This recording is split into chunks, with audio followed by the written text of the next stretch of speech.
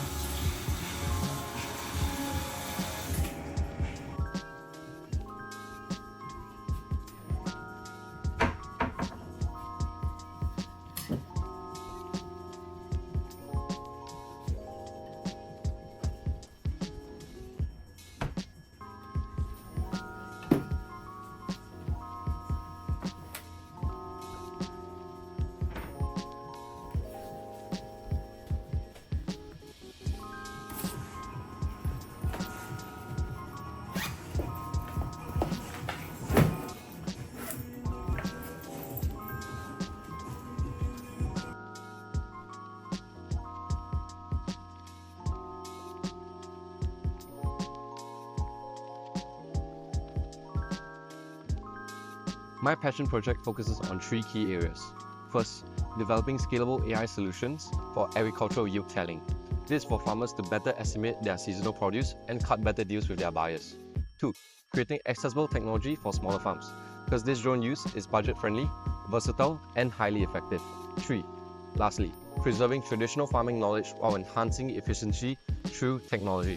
Just to be clear, I'm not trying to take away the jobs of the farmers. In fact, I've clarified with the farm owner and the farmers themselves that they consider this task to be menial and they would love for it to be automated.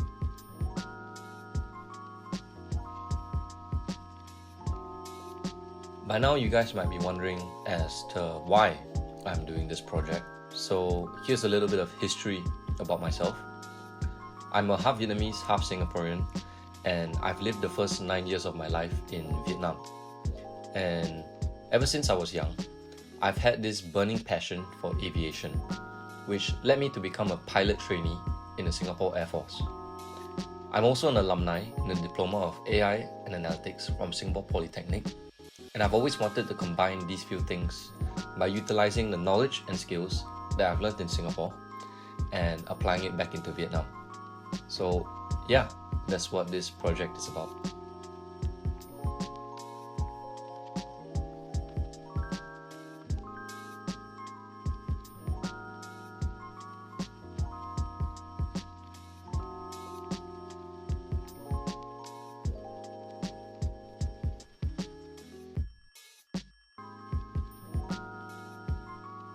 After scouting a suitable flyby path to capture the maximum number of dragon fruit trees, I utilized a Python-based Wi-Fi connection to connect the drone to my computer and let it send live video feed. As the video frames stream in, I leveraged state-of-the-art computer vision models that I created using these reference research papers. I compared the models' performances and decided upon the YOLO V11 model for this specific use case. So after utilizing transfer learning from YOLO V11, I included my own custom dataset of dragon fruit images to specifically train the model on dragon fruit detection.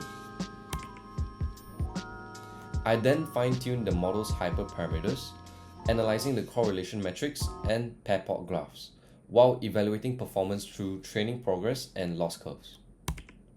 Finally, this is how I envision the results to turn out. Alright, so now let's analyze the drone footage. Right here is the footage of the flight itself. My AI model is currently processing it in real time. With an average accuracy of 76%, the AI can reliably detect dragon fruits and add them to the tally count that you can see on the right-hand corner of the screen. So the 0 and 1s mark the region of interest. As the drone scans from left to right, the AI is currently detecting dragon fruits and holding them temporarily in a waiting zone, just before this brown line. What this does is that it prevents false positives, like brown grass, from being counted. And as the drone gets closer, the detection becomes even more reliable. So finally, when a confirmed fruit crosses this brown line, it will update the tally count, increasing it by 1. As the drone gets closer, the AI filters out noise like branches and leaves, focusing solely on the dragon fruits. It even detects fruits hiding behind obstacles using depth processing and hyperparameter tuning. And the cool part is that the flight path can be logged and recorded, such that autonomous flying and automatic tracking and analysis of crop yield is possible. So why dragon fruit farms, right? According to the latest statistic, roughly 1/3 of Vietnam's workforce population is involved in the agricultural sector.